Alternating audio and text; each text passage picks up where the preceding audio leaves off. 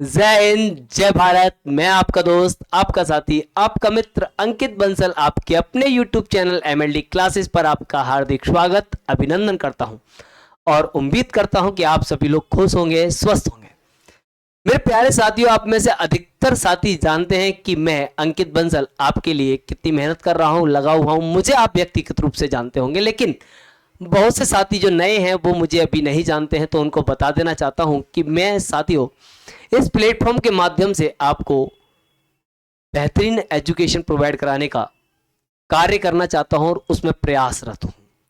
मेरे प्यारे साथियों, MLD क्लासेस का उद्देश्य है सभी तक शिक्षा की उपलब्धता सुनिश्चित करना, और उस कड़ी में मैं अंकित बंसल आपको दो महत्वपूर्ण सब्जेक्ट की क्लासेस प्रोवाइड करा रहा हूं। एक रीजनिंग और दूसरी है इंडियन कॉन्स्टिट्यूशन एंड पॉलिटी, भारतीय संविधान और राज व्यवस्था।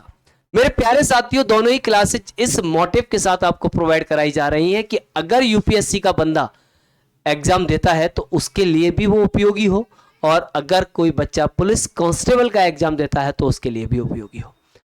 तो हर एक एग्जाम को टारगेट करते हुए विषय को कंप्लीट कराने का प्रयास किया जा रहा है, टॉपिक को कंप्लीट कराने का प्रयास किया जा रहा है।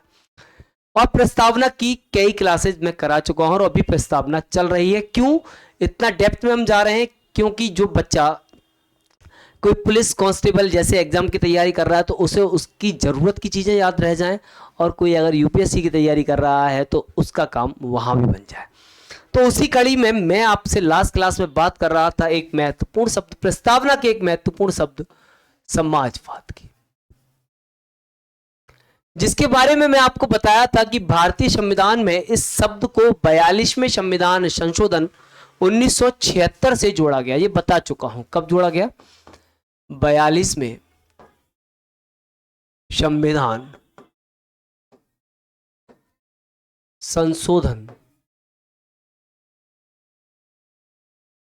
1976 से जोड़ा गया। लेकिन ऐसा बिल्कुल भी नहीं था कि इस शब्द के जोड़ने से पहले भारतीय संविधान या भारतीय शासन का स्वरूप समाजवादी नहीं था। बिल्कुल था, क्योंकि इसके उद्देश्य में आर्थिक न्याय जैसे शब्द डाले गए थे, समानता जैसे शब्द डाले गए थे, तो इसका उद्देश्य वैसा था। लेकिन एक समय ऐसा आया जब राजनीतिक पार्टियों ने राजनीतिक महत्वाकांक्षाओं के कारण संविधान का उल्लंघन करना या उसके ऊपर आच्छादन करना आरंभ किया। तो ये महत्वपूर्ण हो गया कि अब इन शब्दों को ओपन कर दिया जाए, स्पष्ट कर दिया जाए, जिससे कि भविष्य में ऐसी गलतियां सरकार ना करें, राजनीतिक पार्टियां अपने राजनीतिक हितों को संविधान के ऊपर ना ले जा पाए। इसलिए इन शब्दों को स्पष्टतः संविधान का हिस्सा बना दिया गया।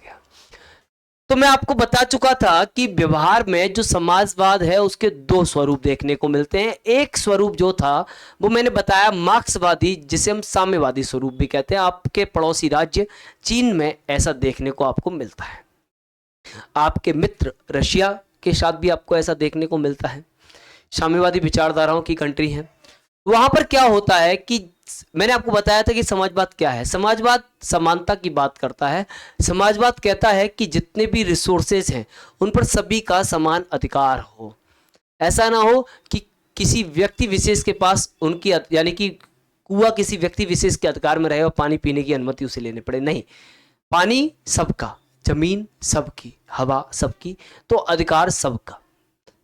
तो दो व्यवहार में दो तरह के समाजवाद देखने को मिलते हैं, या यूं कहूं इसके दो स्वरूप देखने को मिलते हैं। एक जो लड़कर क्रांति से, हिंसा से ऐसे समाज की स्थापना कर देना चाहता है जहां संसाधनों पर नियंत्रण सभी का हो, समानता हो। जैसे आपने देखा रूस में लेनिन को, अपने पड़ोसी राज्य में, पड़ोसी राष्ट्र में चाइना में माओ सेतुंग को, माओ को, इन लोगों को आपने देखा। वही भारतीय समाजवाद क्या है? एक लोकतांत्रिक डेमोक्रेटिक सोशलिज्म है। कैसे डेमोक्रेटिक है? यहां पर एक चुनाव की स्पष्ट प्रक्रिया है जिसमें सभी लोग समान रूप से चुनाव के भागीदार होते हैं। सरकार सभी के लिए समान रूप से नीति निर्माण करती है। प्लानिंग कमीशन कभी था, आज नीति आयोग उस काम को कर रहा है। लॉ है जो सबको समान रूप से देखता है। आप देखते हैं 14 to 18 सभी को समान अधिकार मिले हैं। योजनाबद्ध विकास, मैंने बताया अभी प्लानिंग की जो मैं बात आपके साथ कर रहा था। वहीं आप देख रहे हैं नेहरू का विजन। नेहरू जब इस समाजवाद को भारत के लिए लेकर आए तो उन्होंने क्या किया, भूमि सुधार किया, जमींदारी उन्मूलन किया, प्राइवेट कंपनियों का स्वामित्व सरकारी हाथ में लिया। तो ऐसे बहुत सारे काम किए जहां निजी सेक्टर को कमजोर करना आरंभ किया गया और सरकारी सेक्टर के इस हाथ में कुछ पावर है बढ़ाई गई, जिससे कि सभी के हित सुनिश्चित किए गए हों। लेकिन ऐसा बिल्कुल नहीं किया गया कि निजी सेक्टर को खत्म कर दिया गया हो। तो ये बात है मैं आपको लास्ट क्लास में बता चुका था। 1 मिनट का आप मुझे समय देंगे जिससे मैं पानी पी सकूं।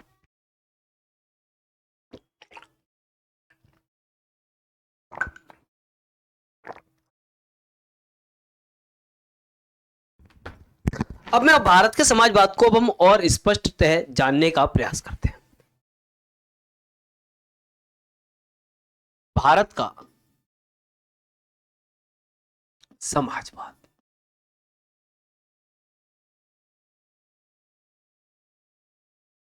पहली और स्पष्ट बात जो बार बार कह रहा हूं कि ना तो ये मार्क्सवाद से जुड़ा है, ना सर्वहारा की तानाशाही से भारतीय समाजवाद का कोई संबंध नहीं है। तो क्या नहीं है?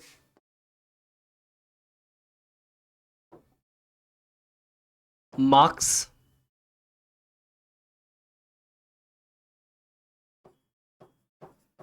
मार्क्सवाद या सर्वहारा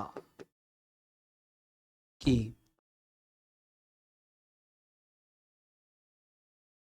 तानाशाही से भारतीय समाजवाद का संबंध नहीं।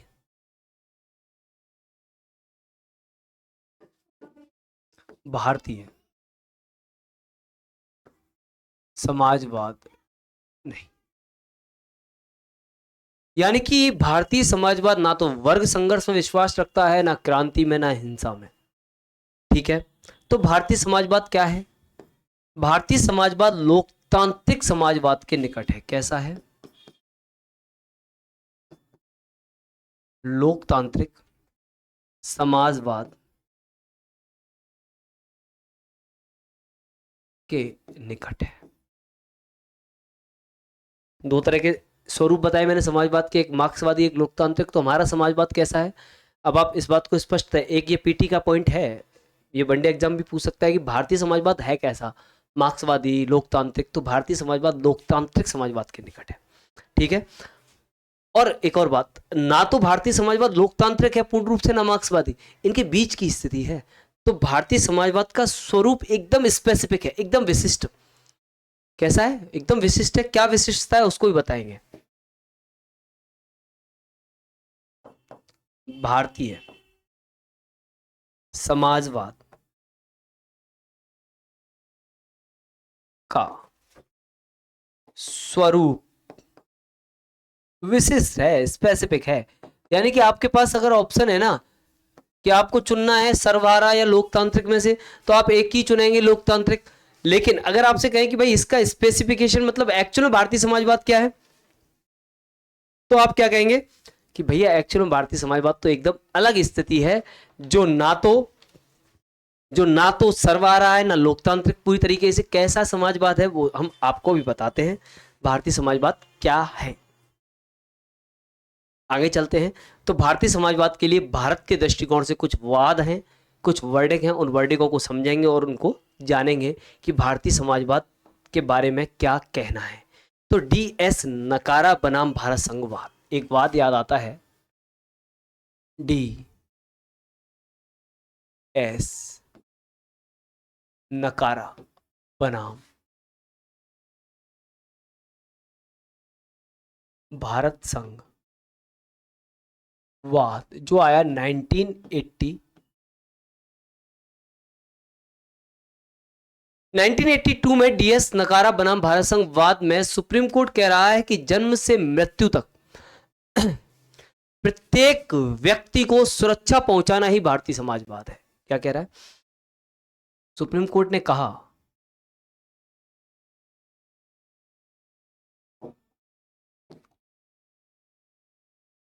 जन्म से मृत्यु तक प्रत्येक व्यक्ति को सुरक्षा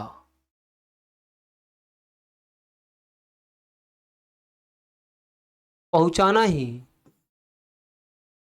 भारतीय समाजवाद है।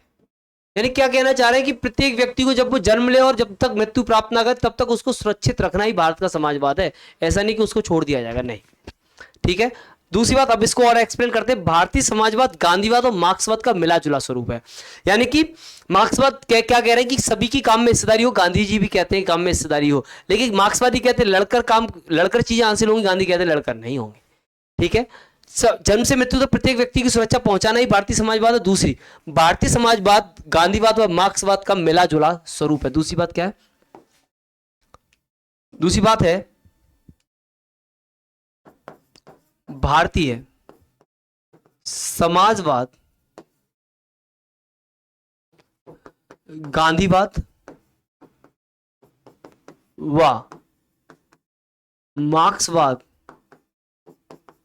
का मिला जुला स्वरूप। यानी कि एक व्यक्ति लड़ने की बात कर रहा है, दूसरा लड़ने की बात नहीं कर रहा, लेकिन दोनों ही व्यक्ति लोगों के हितों की बात कर रहे हैं। तो यहां तक हितों तक ये दोनों एक दूसरे के साथ सहमत हैं, जुड़े हुए हैं। तभी कहूंगा मैं मिला जुला स्वरूप है, लेकिन गांधीवाद की ओर अधिक झुका हुआ है। लेकिन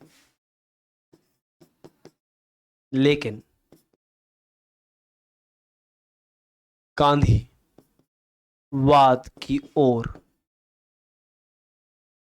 अधिक झुका। तो एक सामान्य सी बात यह है कि भारतीय मार्क्स समाजवाद जो है वो ये है कि वो वर्ग संघर्ष से बिल्कुल ही परहेज करता है। इसका मतलब वर्ग संघर्ष है ही नहीं। इसका उद्देश्य है भारतीय जनसंख्या का या भारतीय नागरिक का या यूं कहूं प्रत्येक व्यक्ति का चहुमुखी विकास, होलसोल डेवलपमेंट इसका मोटिव है। इसका उद्देश्य क्या है? इसका उद्देश्य है प्रत्येक व्यक्ति का, इसका उद्देश्य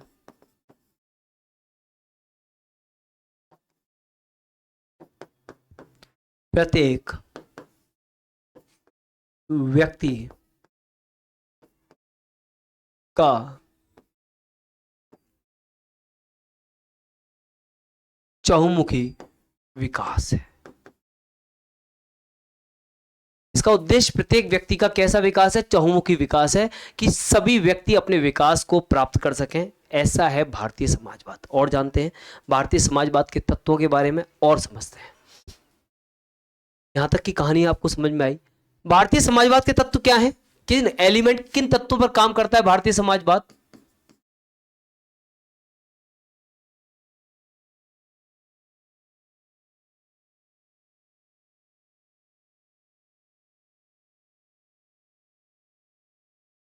कल से बताता आ रहा हूं, आज सुबह भी बताया है, अब फिर बता रहा हूं। आय की समानता पर काम करता है भारतीय समाजवाद। किस पर काम करता है दोस्तों? भारतीय समाजवाद काम करता है आय की समानता। यानी कि एक महत्वपूर्ण उद्देश्य क्या है कि सभी के पास आय की समानता को, जो आय की खाई है ना, जो अमीर और गरीब के बीच की खाई है, उसको पाटा जा सके। तो इसके लिए क्या कर रहा है? आय की समानता पर काम कर रहा है। यानी कि आय की समानता पर काम क्या करना है? आय की असमानता को कम करके, आय की असमानता को कम करके। आप देखते हैं कि बजट आता है, टैक्सेशन का प्रावधान किया जाता है आपकी इनकम पर। तो जिसकी इनकम कम है उस पर टैक्स या तो नहीं होता है या बेहद ही कम होता है, और जैसे जैसे इनकम बढ़ती है वैसे वैसे टैक्स भी बढ़ता जाता है। तो ऐसा क्यों? आय की असमानता को कम किया जा सके, जिससे कि वर्ग संघर्ष ना हो, और ऐसा एक आर्थिक न्याय, सभी को आय के संसाधन मिल सकें, सभी के पास बेसिक नीड पूरी करने के लिए क्या हो? आर्थिक संपन्नता हो। तो आय की समानता पर काम करता है, पहला तत्व। दूसरा, जब अगला तत्व क्या है?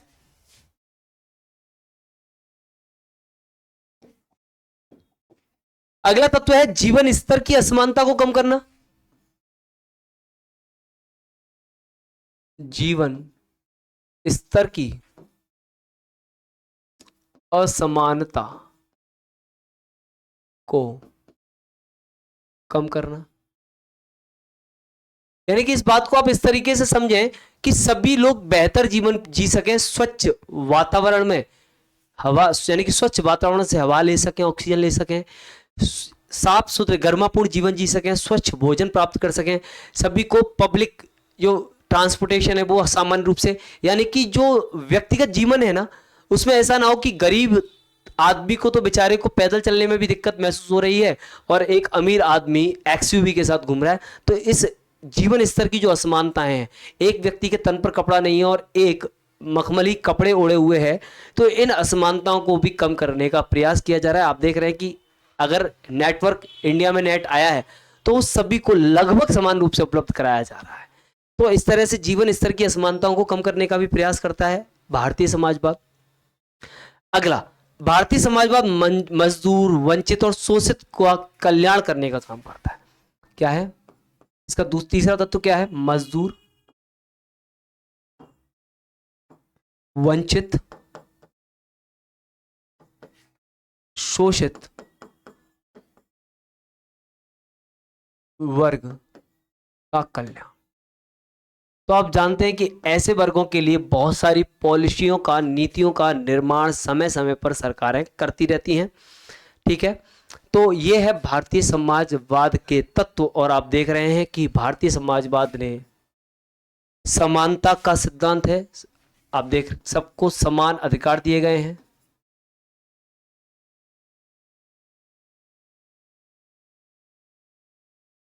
अगली बात, संपत्ति के सामाजिकरण का विचार नहीं है।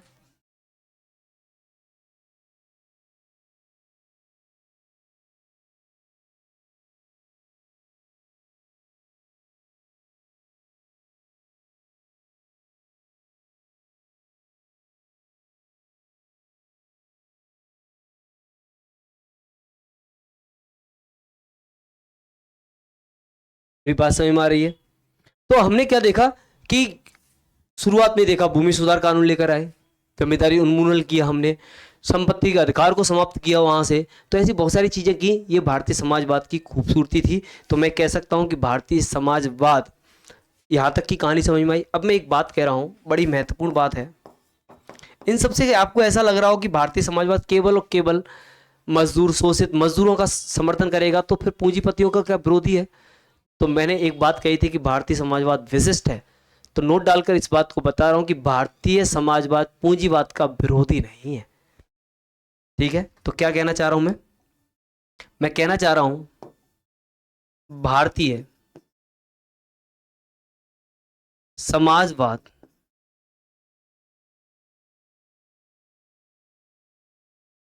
पूंजीवाद का अनिवार्यतः विरोधी नहीं है। कैसे नहीं है? आपने देखा कि वैश्वीकरण, ग्लोबलाइजेशन को अपनाया भारतीय समाजवाद में। हमने किसको अपनाया? ग्लोबलाइजेशन को अपनाया था। एग्जाम्पल के तौर पर वैश्वीकरण को अपनाया।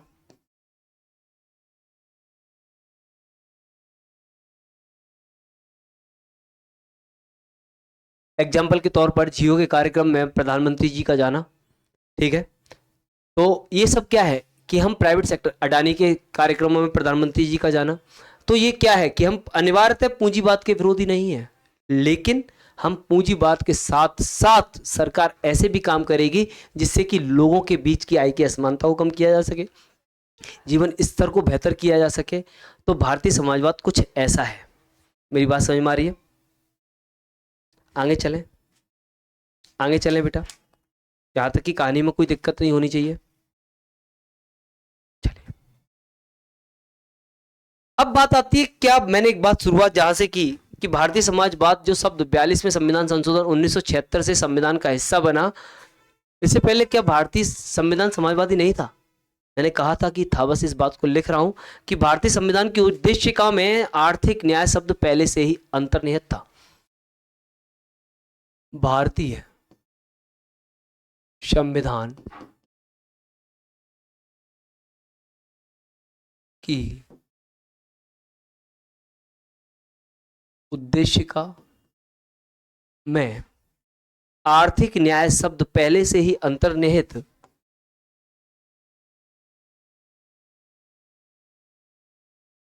आर्थिक न्याय शब्द पहले से ही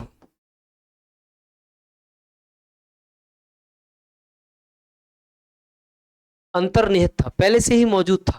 इसे भारतीय समाजवाद शब्द ने एक निश्चित दिशा प्रदान की है। इसे भारतीय समाजवाद शब्द ने एक निश्चित दिशा प्रदान की। तो इस शब्द तो पहले से मौजूद था, बस इस शब्द ने इसको एक निश्चित दिशा दे दी। तो ऐसा नहीं कि भारतीय संविधान पहले से समाजवादी नहीं था, वो पहले से ही समाजवादी था।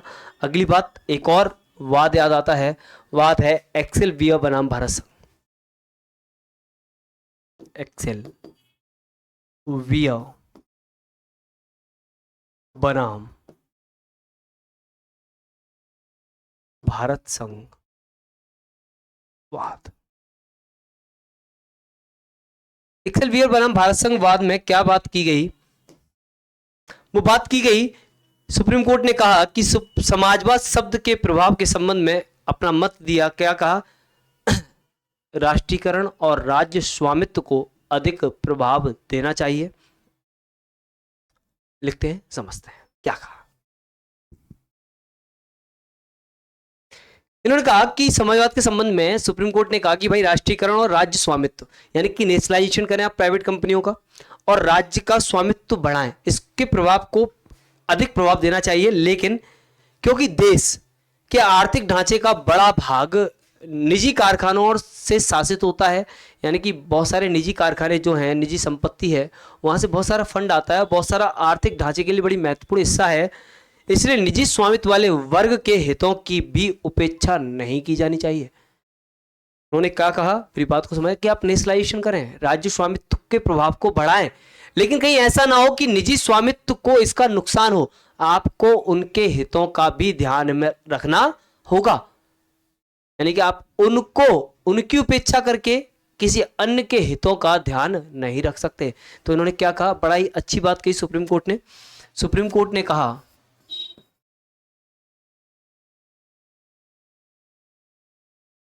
सुप्रीम कोर्ट ने क्या कहा, राष्ट्रीयकरण और राज्य स्वामित्व के, राष्ट्रीयकरण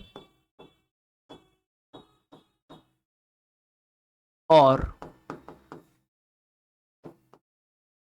राज्य स्वामित्व के अधिक प्रभाव, अधिक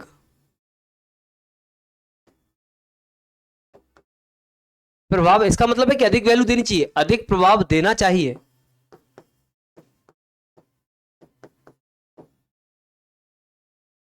लेकिन लेकिन लेकिन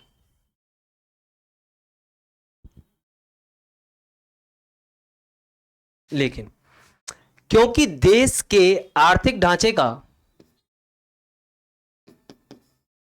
क्योंकि देश के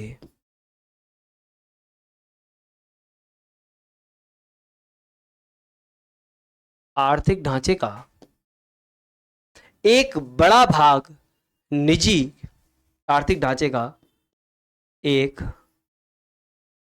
बड़ा भाग निजी कारखानों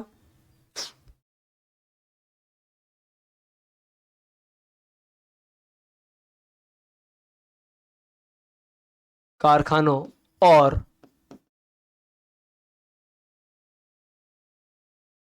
संपत्ति से शासित होता है।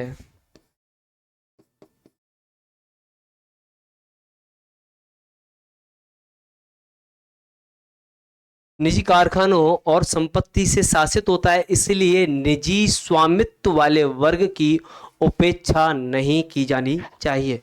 इसलिए निजी स्वामित्व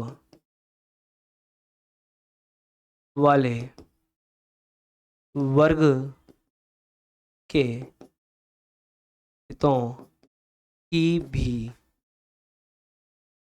उपेक्षा नहीं की जानी चाहिए।